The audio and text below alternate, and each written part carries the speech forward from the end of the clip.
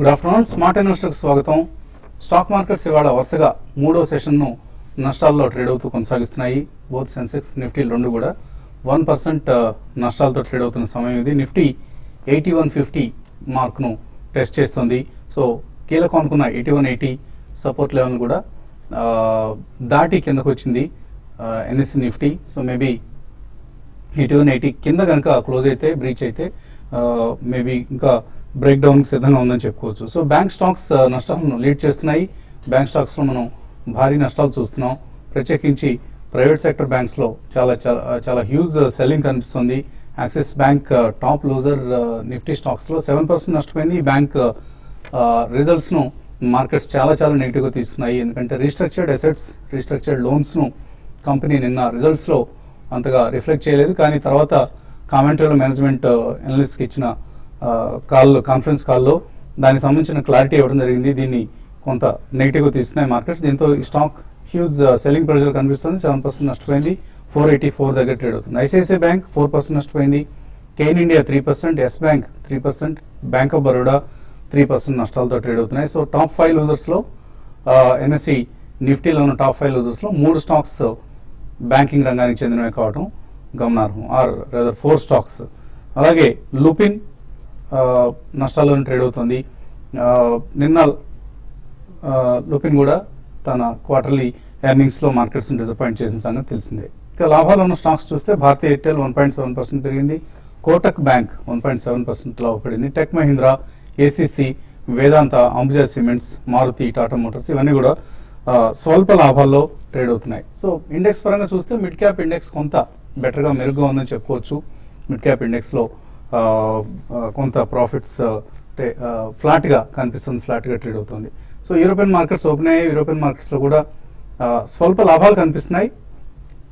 అంటే Asian markets ఏవైతే నష్టాలతో ముగిసాయో, యూరోపియన్ మార్కెట్స్ ఎందుకు లాభాలతో ప్రారంభమయ్యాయో వేచి చూడాల్సిందే. ఎందుకంటే ఇవాళ నైట్ యుఎస్ ఎఫ్ఓఎంసీ మీటింగ్లో ఫెడరల్ రిజర్వ్ ఎటువంటి కామెంట్స్ చేస్తుంది, వడ్డీ రేట్ల పెంపుకు సంబంధించి ఎటువంటి డైరెక్షన్ను, ఎటువంటి ఇండికేషన్స్ని ఇస్తుంది అన్న అంశాన్ని మార్కెట్స్ నిశ్చితంగా గమనిస్తున్నాయి. ఈ నేపథ్యంలో గ్లోబల్ మార్కెట్స్లో కొంత మనం వీక్ ట్రేడింగ్ సెషన్స్ చూస్తున్నాం. బట్ కొద్దిసేపటి క్రితం ఓపెన్ అయిన యూరోపియన్ మార్కెట్స్ మాత్రం స్వల్ప లాభాల్లో ట్రేడ్ అవుతూ ఉన్నాయి. ఇక ఐపీఓ మార్కెట్ విషయానికి వస్తే ఇంటర్గ్లోబ్ ఏవియేషన్, ఇండిగో ఎయిర్లైన్స్ అంటాం మనం, ఇండిగో ఐపీఓ పూర్తిగా సబ్స్క్రైబ్ అయినట్లుగా కంపెనీ వర్గాలు చెప్తున్నాయి. సో ఎన్ఎస్సి బిఎస్సిలో వస్తున్న డేటా ప్రకారం చూస్తే ఈ ఇష్యూకి 1 టైం సబ్స్క్రిప్షన్ లభించింది. బట్ రిటైల్ ఇన్వెస్టర్స్ హెచ్ఎన్ఐస్ నుంచి అంతగా రెస్పాన్స్ లేకపోయినా కూడా క్వాలిఫైడ్ ఇన్స్టిట్యూషనల్ బయర్స్ నుంచి ఇష్యూకి రెస్పాన్స్ ఎక్కువగా కనిపిస్తుంది. మార్కెట్స్ పరిస్థితి గురించి విశ్లేషించేందుకు అనలిస్ట్ మనతో సిద్ధంగా ఉన్నారు. సో ఒక వీక్ సెషన్ చూస్తున్నాం మనం ఇండిసెస్ పరంగా చూస్తే. సో ఈ వీక్నెస్ ఇంకా కంటిన్యూ అవుతుందని అనుకుంటే ఎటువంటి స్ట్రాటజీని ఫాలో కావాలి ఇన్వెస్టర్స్? బేసికలీ ఫ్రెష్ గా కొనదలుచుకున్న వాళ్ళు మాత్రం వెయిట్ చేయాలని మనం గత ఆల్మోస్ట్ 1 వీక్ 10 డేస్ నుంచి చెప్తున్నాను. అండ్ ఈవెన్ లాస్ట్ 2-3 డేస్ నుంచి కూడా మనకి November 8th తర్వాతనే మేజర్ ట్రెండ్ అంటూ ఫామ్ అయ్యే అవకాశం ఉందని. బట్ రేపు మనకి ఎట్లాగో లాస్ట్ డే ఆఫ్ F&O కాబట్టి డెఫినెట్లీ సెల్లింగ్కే ఎక్కువ ఆస్కారం ఉందని చెప్పామండి. So I think still the same strategy continues. ఒకవేళ ఎవరైనా ఫ్రెష్గా కొనాలంటే మాత్రం డెఫినెట్లీ మనకి మంచి ఆపర్చునిటీస్ ఇక ముందు కూడా రాబోతాయి. So they can wait. ఏది ఎస్ఐపి ద్వారా ఎవరైనా కొనుక్కోవాలనుకుంటే మాత్రం definitely they can start on any given day అండి. బట్ అది పక్కన పెడితే మనకి స్టాక్ స్పెసిఫిక్ యాక్షన్ ఈ రోజు కూడా కనిపిస్తుంది. చాలా మిడ్ అండ్ స్మాల్ క్యాప్ స్టాక్స్లో స్పొరాడిక్గా బయింగ్ ఎక్కువ కనిపిస్తుంది. ఓవరాల్గా రీసెంట్ టైమ్స్లో పెరిగినవి రీజనబుల్లీ గుడ్ బ్యాలెన్స్ షీట్స్ ఉన్నాయి, కానీ పెరిగినవి మాత్రం కొంచెం ట్రేడింగ్ ప్రాఫిట్స్ అనేది బుక్ చేస్తున్నారు. అదర్వైజ్ నెక్స్ట్ 10 days కూడా ఇట్లాగే ఉంటుందండి. ఇప్పటిదాకా అంత ఆశాజనకంగా రిజల్ట్స్ మాత్రం ఏం లేవు either in banking except IndusInd bank and Reliance Industries ఒకటి. అండ్ అఫ్ కోర్స్ ఇన్ఫర్మేషన్ టెక్నాలజీలో it was commentary which made major dent అని చెప్పచ్చు. సో ఇవన్నీ పక్కన పెడితే నెక్స్ట్ 1 week to 10 days కూడా I don't think major trend అంటూ ఏర్పడుతుందని. బట్ ఎక్కడైనా రైజ్ వస్తే మాత్రం డెఫినెట్లీ సెల్లింగ్కే ఎక్కువ ఆస్కారం ఉంది. ఎందుకంటే as we approach near to Bihar election results కొద్దిగా టెన్షన్స్ అనేవి మౌంట్ అవుతాయి. Because there is no clarity. ఇప్పటిదాకా కూడా గత ప్రీ పోల్ సర్వేస్ వచ్చినా కూడా ఇప్పుడు కూడా it's a fluid situation there. So political clarity వచ్చేదాకా మాత్రం మార్కెట్లో మేజర్ మనీ అయితే అంటూ కమిట్ చేయడం అంత శ్రేయస్కరం కాదు. So wait for another 10 days. దాని తర్వాత one can commit big money అని చెప్పొచ్చు. సో ఆల్మోస్ట్ డేస్ లో లెవెల్ దగ్గర ట్రేడ్ అవుతున్నాయి మార్కెట్స్. ఈ సమయంలో ట్రేడర్స్ ఏం చేయాలి? యాక్చువల్లీ మనం లాస్ట్ 3 వీక్స్ గా ట్రేడింగ్ ప్యాటర్న్ చూస్తే కనుక 75-30 నుంచి ఆల్మోస్ట్ 83-30 దాకా పెరగడం చూసాం. సో 800 పాయింట్స్ ఏదైతే ర్యాలీ వచ్చిందో ప్రాబ్లీ ఇది రిట్రేస్మెంట్ గా మనం పరిగణిస్తాం చార్ట్స్ పరంగా. సో ప్రాబ్లీ 33% ఆర్ 50% రిట్రేస్ అవుతుంది అనుకున్నా కూడా 400 పాయింట్స్ మేబీ హై నుంచి తగ్గే ఛాన్స్ ఉంది. అంటే మేబీ ఇక్కడ నుంచి మార్కెట్ కొద్దిగా కరెక్ట్ అయ్యి కొద్ది స్టీప్ కరెక్షన్ వచ్చినా కూడా 79-30, 79-40 దాకా వచ్చే అవకాశం ఉంది. But definitely by on dips గా మార్కెట్ మనం ఈ స్టేజ్ లో చెప్పుకోవచ్చు. ఎందుకంటే ప్రాబ్లీ ఒక కన్సాలిడేషన్ తర్వాత ఒక 3 రోజులుగా కొద్ది సెల్ ఆఫ్ వస్తుంది. సో ఈ రోజు మటుకు ఏమాత్రం 81.52 దాని కింద క్లోజ్ అవుతే కనుక ఒక మైనర్ డౌన్ ట్రెండ్ ఉండే అవకాశం ఉందని చెప్పొచ్చు. బికాస్ 20-day మూవింగ్ యావరేజ్ అక్కడ గట్టి సపోర్ట్ తీసుకునే ఛాన్స్ ఉంది. సో అది బ్రేక్ అయిందంటే మేబీ అరౌండ్ 100-150 పాయింట్స్ కూడా కిందకి రావచ్చు. బట్ డెఫినెట్లీ ఈ స్టేజ్ లో ఎవరైతే రిస్క్ తీసుకోగలుగుతారో కాల్ ఆప్షన్ అనేది అటెంప్ట్ చేయాలి. Next month call options 8250 or 8300 call options కొద్దిగా లో ప్రీమియంలో తీసుకుంటే I think that can give some return అని చెప్పొచ్చు. అదేవిధంగా బ్యాంక్ నిఫ్టీ చూస్తే కనుక గత కొంతకాలంగా అండర్ పర్ఫార్మ్ చేస్తున్న బ్యాంక్ నిఫ్టీ ఈ రోజు ఆల్మోస్ట్ ఒక బ్రేక్ డౌన్ వచ్చిందని చెప్పొచ్చు. సో మనం వే బిలో 20-day మూవింగ్ యావరేజ్ ఏదైతే 17,615 ఉందో దాని కింద ట్రేడ్ అవుతుంది చూస్తున్నాం. So almost 150 points below 20-day moving average trade అవుతుంది. సో డెఫినెట్లీ ఇది ఒక ఇండికేషన్ ఏంటంటే maybe bank Nifty further weakness అయ్యే ఛాన్స్ ఉంది. సో 17,111 దాకా కూడా డౌన్ సైడ్ వచ్చే ఛాన్స్ ఉంది. సో దీనిలో ఏమాత్రం ర్యాలీ వచ్చి 17,600 అక్కడ వస్తే మేబీ 100 పాయింట్స్ స్టాప్ లాస్ పెట్టుకుని షార్ట్ పొజిషన్స్ క్రియేట్ చేయొచ్చు. 17,150 to 200 మధ్యలో కవర్ చేసుకోవాలి. అదేవిధంగా మార్కెట్ పడుతున్నప్పటికీ కొన్ని స్టాక్స్ అవుట్ పర్ఫార్మ్ చేస్తున్నాయి. Example of SRF probably stock చూస్తే కనుక ఆల్మోస్ట్ 1020 నుంచి మనం 1300 దాకా మళ్ళా రావటం చూసాం. వెనక్కి 1340 కరెంట్ మార్కెట్ ప్రైస్ ఉంది. సో దీని 4-month హై ఏదైతే ఉందో 1498 ఉంది. ప్రాబ్లీ ఇక్కడ నుంచి ఒక 2 ప్రైస్ పాయింట్స్ లో తీసుకుంటే కనుక 1348 అండ్ 1290 మధ్యలో 2 ప్రైస్ పాయింట్స్ తీసుకుని 1260 స్ట్రిక్ట్ గా స్టాప్ లాస్ పెట్టుకుంటే మేబీ నెక్స్ట్ మంత్ 1490-1500 వచ్చే అవకాశం ఉంది. కలర్స్ లైన్ ఉన్నారు. ఫస్ట్ కలర్ కడప నుంచి కుమార్. హలో, నమస్కారం సార్. నమస్తే అండి, అడగండి. Sir DCB bank plus Ashok Leyland ఈ రేట్లో తీసుకోవచ్చు సార్ 3 months కోసం. 3 months నెక్స్ట్ క్వార్టర్లీ రిజల్ట్స్ వచ్చే వరకు బెట్ చేద్దాం అనుకుంటున్నారు, చేయొచ్చా? Probably I think first price point గా DCB బ్యాంక్ అటెంప్ట్ చేయొచ్చండి. బేసికలీ స్టాక్ చూస్తే కనుక 142 రూపీస్ నుంచి ఆల్మోస్ట్ 4 days లోనే మనం 90 రూపీస్ దాకా రావడం చేసాం. దీనికి మేజర్ సపోర్ట్ అనేది మనకి అరౌండ్ 76 ఉంది. So current market price around 89 ఉంది. సో ఇక్కడ ఫస్ట్ ప్రైస్ పాయింట్ గా తీసుకుని మేబీ 76 ఆ రేంజ్ లో వస్తే కనుక సెకండ్ ప్రైస్ పాయింట్ అక్కడ తీసుకోండి. మార్కెట్ పుల్ బ్యాక్ వస్తే కనుక అట్లీస్ట్ 50% రిటర్న్స్ అయ్యే ఛాన్స్ ఉంటుంది. మేబీ 105 to 110 దాకా వచ్చే ఛాన్స్ ఉంది. అశోక్ లేలాండ్ యాక్చువల్లీ ఇంకా మేజర్ కరెక్షన్ గురి కాలేదండి. 3 months లో ఏదైతే ఉందో 78 రూపీస్ మేబీ దాని బాటమ్ అని అనుకోవచ్చు. కరెంట్లీ 91 రూపీస్ ఉంది. మార్కెట్ కరెక్ట్ అయ్యి ఏమాత్రం 85-86 వస్తే అక్కడ అటెంప్ట్ చేయండి. 3 months లో మళ్ళీ ప్రీవియస్ లైఫ్ టైమ్ హై ఏదైతే 99-80 ఉందో అది దాటి 104 to 106 దాకా వెళ్ళే అవకాశం ఉంది. తర్వాత కర్నూలు నుంచి శ్రీనివాస్ లైన్ ఉన్నారు. హలో, హలో అడగండి Srinivas. Hello, good afternoon sir. Good afternoon, అడగండి. సార్ ఇప్పుడు ఏమైనా ఇన్వెస్ట్మెంట్ చేసుకోవచ్చా సార్? లాంగ్ టర్మ్ పొజిషన్ చేసుకోవాలనుకున్నాము. ఒక 2 lakhs ఇన్వెస్ట్మెంట్ ఈక్విటీలో, ఇంకా వెయిట్ చేయాలా? ఇప్పుడు ఆల్రెడీ ఎంత ఇన్వెస్ట్ చేస్తున్నారు మీ మార్కెట్లో?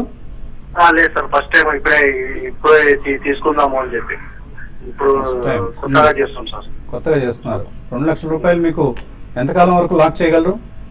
ఒక 3 years వరకు లాంగ్ టర్మ్ పెట్టుకోవాలనుకున్నాం సార్. 3 years వరకు మీకు ఈ ఫండ్తో అవసరం లేదు, హోల్డ్ చేయగలరు.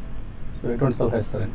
డెఫినెట్లీ ఇన్ని రోజులు ఆగారు, మీరు కొత్తగా ఎంటర్ అవుతున్నారు కాబట్టి కొద్దిగా ఒక అనదర్ 1 week 10 days ఆగండి. మనకి బీహార్ రిజల్ట్స్ వచ్చిన తర్వాత కొంచెం ఒక 3 to 4 sectors లో maybe Emami and Dabur Indian FMCG companies లో, అలాగే మీకు సన్ ఫార్మా ఒకటి, ఇండోకా రెమెడీస్ ఫార్మస్యూటికల్ కంపెనీస్ లో, అండ్ ఇన్ఫర్మేషన్ టెక్నాలజీలో జెన్సార్ టెక్నాలజీస్, అలాగే NIT టెక్నాలజీస్, ఈ 2 ఇలా ఒక 3 to 4 sectors అండి. అండ్ NBFCs లో capital first and Cholamandalam finance, ఈ 4 sectors లో మీరు 50,000 ఈచ్ ఈ 1 or 2 stocks లో పెట్టండి. బట్ ఒక 1 week 10 days మాత్రం ఆగండి. ఈ లోపల కొంచెం మార్కెట్ బీహార్ రిజల్ట్స్ బాగాలేకపోతే మేజర్ క్రాక్ వచ్చే అవకాశం కనిపిస్తుంది.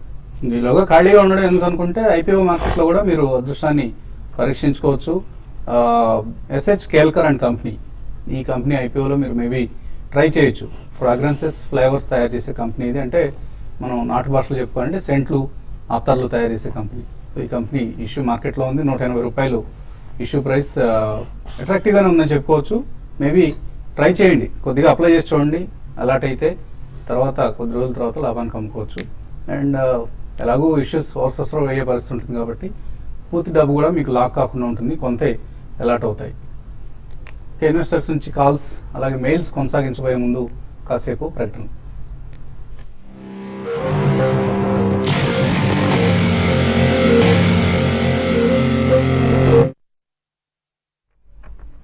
స్మార్ట్ ఇన్వెస్టర్ తిరిగి స్వాగతం.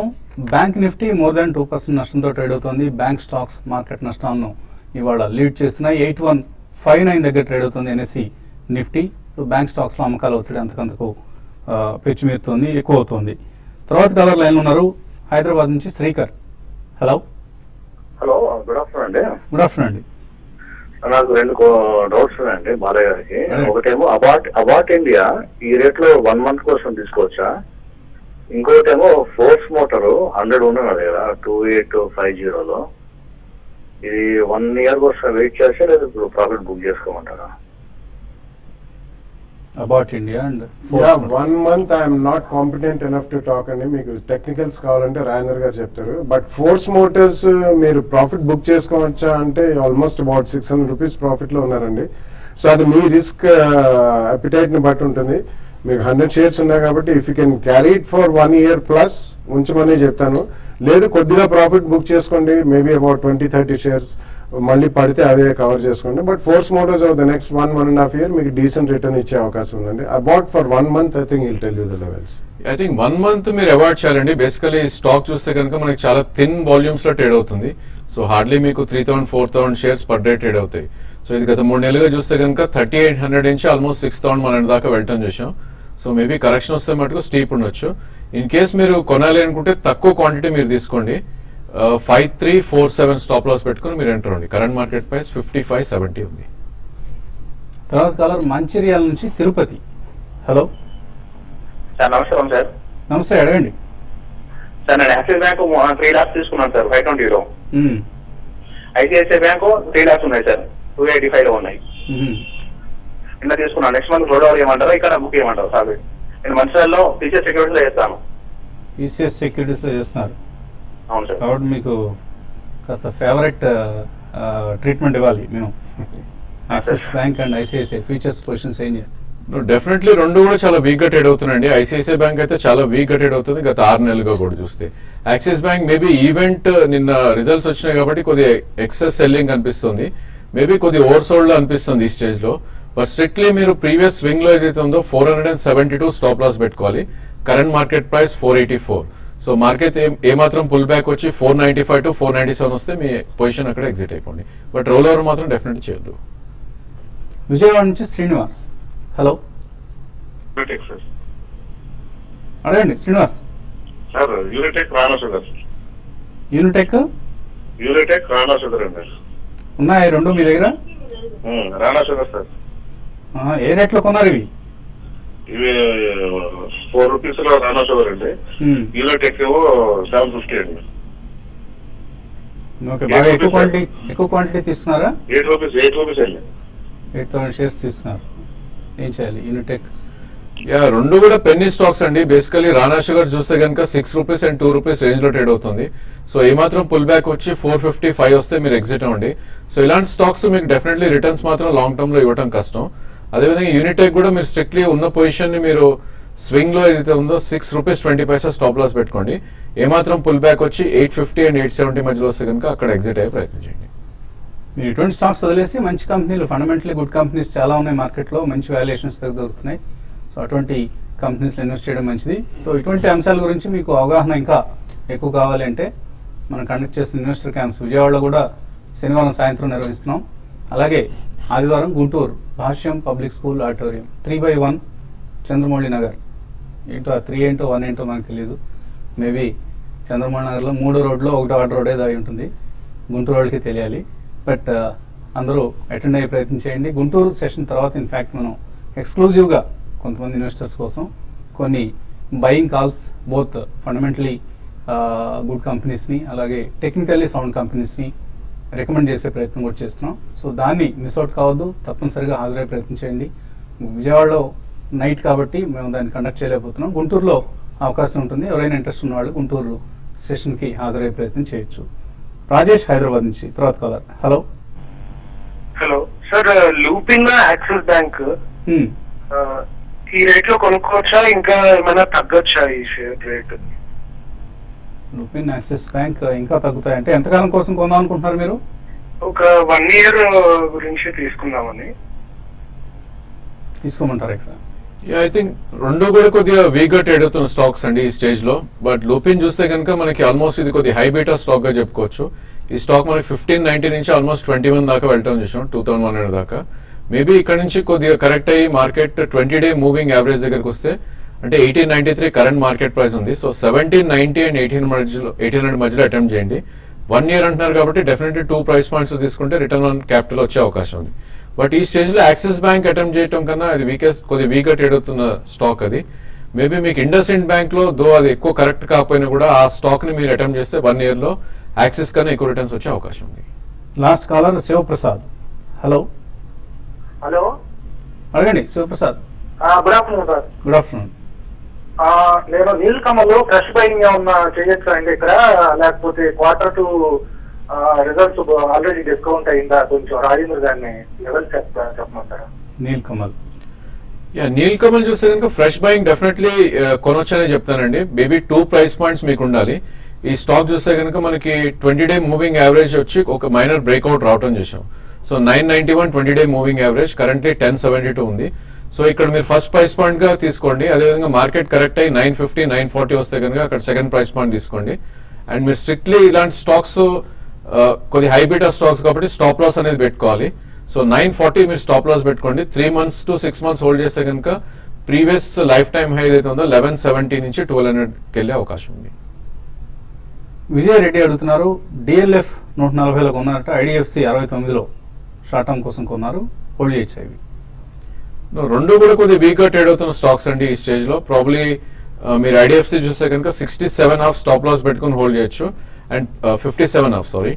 అదేవిధంగా పుల్ బ్యాక్ ఏమాత్రం వచ్చి 61 62 వస్తే కనుక అక్కడ ఎగ్జిట్ అయ్యే ప్రయత్నం చేయండి. ఈవెన్ డిఎల్ఎఫ్ కూడా కొద్దిగా హై బీటా స్టాక్ గా మనం చెప్పుకోవచ్చు. ప్రాబ్లీ ఇక్కడ మీరైతే హోల్డ్ చేయండి. 118 రూపీస్ స్ట్రిక్ట్లీ స్టాప్ లాస్ పెట్టి హోల్డ్ చేయండి. అదేవిధంగా ఏమాత్రం పుల్ బ్యాక్ వచ్చి ఇది 200-day మూవింగ్ యావరేజ్ అరౌండ్ 132 133 వస్తే అక్కడ ఎగ్జిట్ అయ్యే ప్రయత్నం చేయండి.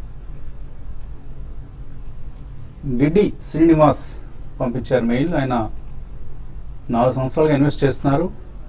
HDFC top 200, ICICI Prudential, value discovery అన్ని మంచి schemes, Franklin India blue chip, ఇటువంటి స్కీమ్స్ అన్నింటిలో కంటిన్యూ చేయండి. పీపీఎఫ్లో 10,000 ఇన్వెస్ట్ చేస్తున్నారు 5 సంవత్సరానికి అనుకుంటాను. అండ్ సుకన్య సమృద్ధి, బహుశా ఆడపిల్లలు ఎవరు ఉంటారు వాళ్ళ కోసం ఇన్వెస్ట్ చేస్తున్నట్లున్నారు. Anyway all good schemes, continue to invest అండి. మంచి స్కీమ్స్లో ఉన్నారు. కాకపోతే 8 స్కీమ్స్లో ఇన్వెస్ట్ చేస్తున్నారు. వీటిని ఒకసారి మన బాలరాజు గారికి పంపిద్దాం. ఆ మెయిల్ ఆయన రిప్లై ఇస్తారు మీకు. లక్ష్మీనారాయణ అడుగుతున్నారు, టీటీకే ప్రెస్టేజ్, గ్రైండ్వెల్, నార్టన్ ఈ రెండు లాంగ్ టర్మ్ కోసం ఎలా ఉంటాయి ఫండమెంటలీ? రెండు కూడా చాలా మంచి స్టాక్స్ అండి and fundamentally extremely strong stocks. So TTK prestige మళ్ళీ ఐ థింక్ ఆల్మోస్ట్ రివైవల్ అండి. బేసిక్ అల్యూమినియం రేట్స్ బాగా పడ్డాయి అండ్ వాళ్ళు మాక్సిమం యుటెన్సిల్స్ అవన్నీ కూడా దాన్ని బేస్ చేసుకునే చేస్తారు. అండ్ కన్జంప్షన్ లెడ్ స్టోరీ అండి. గ్రాన్యుల్ నార్టన్ అది కూడా మురుగప్ప గ్రూప్ కంపెనీ అండి. It's a very good stock. Engineering industry కొద్దిగా పెరిగితే మాత్రం it's a multinational company, but definitely it's a very good stock to own. రెండు 2 price points లో కొనుక్కోండి. శ్రీ చరణ్ అడుగుతున్నారు, యాక్సిస్ కేడ్స్ ఇది 301 రూపాయలు తీస్తున్నారు, 3 months కోసం హోల్డ్ చేయొచ్చా? ఈ స్టాక్ చూస్తే కనుక చాలా హై బీటా స్టాక్ అండి అండ్ అబ్నార్మల్ బిహేవియర్ ఉంటుంది. సో లాస్ట్ టైం మనకి 396 నుంచి ఆల్మోస్ట్ 174 దాకా పర్ఫార్మ్ చేసాం లాస్ట్ 6 months లో. సో ఇట్లాంటి స్టాక్స్ లో చాలా కాషియస్ గా ఉండాలి. మీరు స్టాప్ లాస్ పెట్టుకోవాలి.